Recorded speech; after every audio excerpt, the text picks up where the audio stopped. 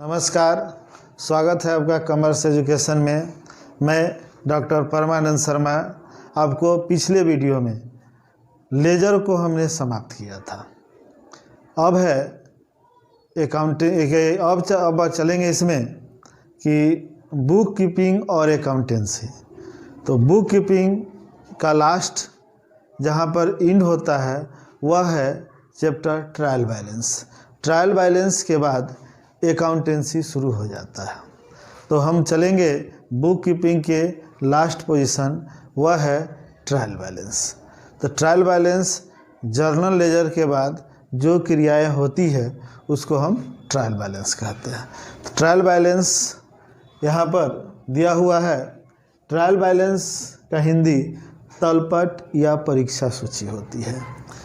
यहाँ short definition आपको है दिया हुआ है कि trial balance is a statement be know arithmetic accuracy in the books and accounts which make a particular and certain period so use as on, which not makes compulsory in Company Act 2013। इसका हिंदी में है कि परीक्षा सूची एक विवरण है जिससे हमें बहियों एवं खातों की अंगणितीय शुद्धता की जांच की जानकारी प्राप्त होती है। यह एक निश्चित समय में बनाया जाता है, इसलिए इसमें एज ऑन का प्रयोग किया जाता है। ये एज ऑन है। इसको कंपनी अधिनियम 2013 यानी 2013 के तहत बनाना अनिवार्य नहीं माना गया है। यानी यह कहे कि trial balance is not making compulsory in company act. अब है काइंड्स ऑफ मेथड। इसके बनाने की विधि आपको कहीं भी देखेंगे तो इसकी तीन, there are 3 methods of trial balance. First balancing method, शेष विधि। सेकेंड टोटल मेथड, कुल विधि। And number third and last mix method, मिश्रित विधि। है इसके 3 विधियों में से सबसे पहले हम चलेंगे बैलेंसिंग मेथड।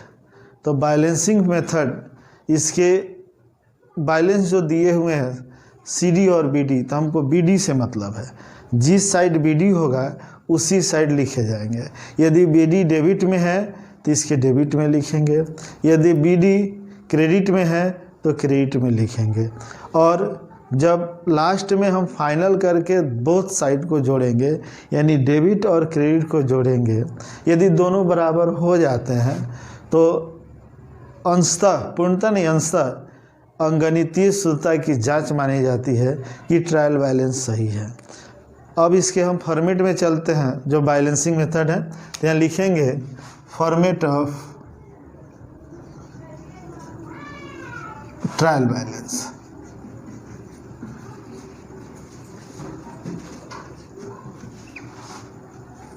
यहाँ लिखेंगे trial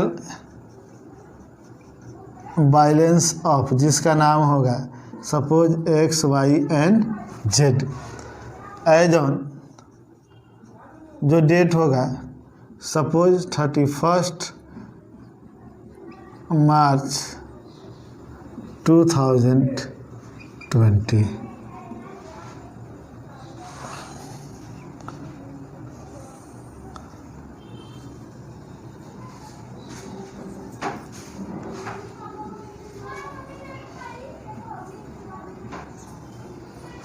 particular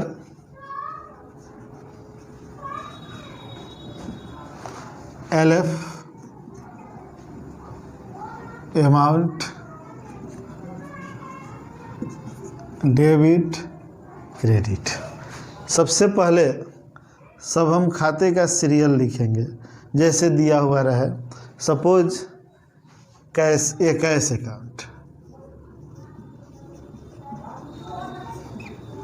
2 number suppose capital account, 3 number जो हो 4, 5, 6, 7 और इसके बाद यहाँ हम इसके ग्रैंड टोटल या टोटल करेंगे।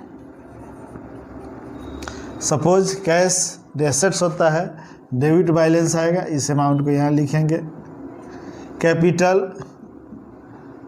क्रेडिट बैलेंस होता है, क्रेडिट लिखेंगे। इसी तरह जो बैलेंस होंगे डेबिट में होंगे तो डेबिट में लिखेंगे, यदि क्रेडिट में होंगे तो क्रेडिट में लिखेंगे। यदि यह दोनों बराबर हो जा रहा है तो समझेंगे कि सही है, नहीं तो गलत है। इस आधार पर सबसे पहले हम जर्नल से क्या बनाएंगे, लेजर बनाने के बाद उसके BD/CD करेंगे। BD/CD करने के बाद BD जिधर होगा, चूँकि बैलेंसिंग मेथड है, बैलेंसिंग मेथड में BD डेबिट में है तो डेबिट में लिखेंगे, क्रेडिट में है तो क्रेडिट में लिखेंगे। इस तरह सभी खातों का बैलेंस हम देखेंगे। ध्यान देंगे BD/CD जिस खाते में घटता बढ़ता तभी BD/CD होगा, जब बराबर है तो BD/CD नहीं होता है। उस पोजीशन में हम नहीं लिख सकते, सिर्फ BD को लिखते हैं। यदि लिखेंगे तो दोनों अमाउंट दोनों साइड लिखेंगे, डेबिट वाला भी और क्रेडिट वाला में। बेटर हो कि न लिखें, जब BD/CD हो तभी लिखें, यानी खासकर BD को। दोनों बराबर हो तो ना लिखें। तो इस तरह ये कौन सा मेथड है, ट्रायल बैलेंस का बैलेंसिंग मेथड होता है। अगर बैलेंस दिया हुआ हो, खातों का बैलेंस, आपको यह नहीं पता है कि डेबिट है कि क्रेडिट है, उसको आप किस तरह बनाएंगे। तो यहाँ लिखा हुआ है when given ledger balance. Balance means क्या है, आपको सीधे बैलेंस दिया हुआ है, न डेबिट बताया हुआ है न क्रेडिट बताया हुआ है। उस क्वेश्चन को आप किस तरह सॉल्व करेंगे, तो इसके लिए आपको सबसे इजी दिया हुआ है डेबिट साइड और क्रेडिट साइड। डेबिट साइड में क्या लिखेंगे, all assets expenses and losses are debit, यानी सभी संपत्तियां खर्चों हानियों को नाम करते हैं।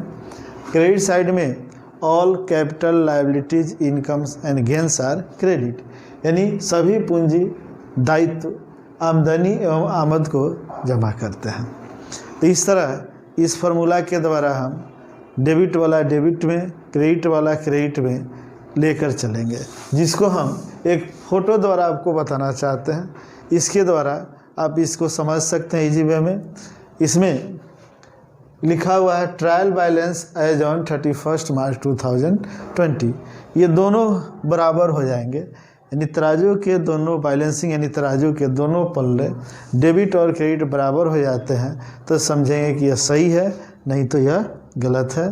तो इस फार्मूला के द्वारा हम मज़े से जो उसके शेष दिए हुए हैं, ये नहीं बोला हुआ है कि डेबिट है कि क्रेडिट है, ट्रायल बैलेंस को मज़े से सॉल्व कर सकते हैं।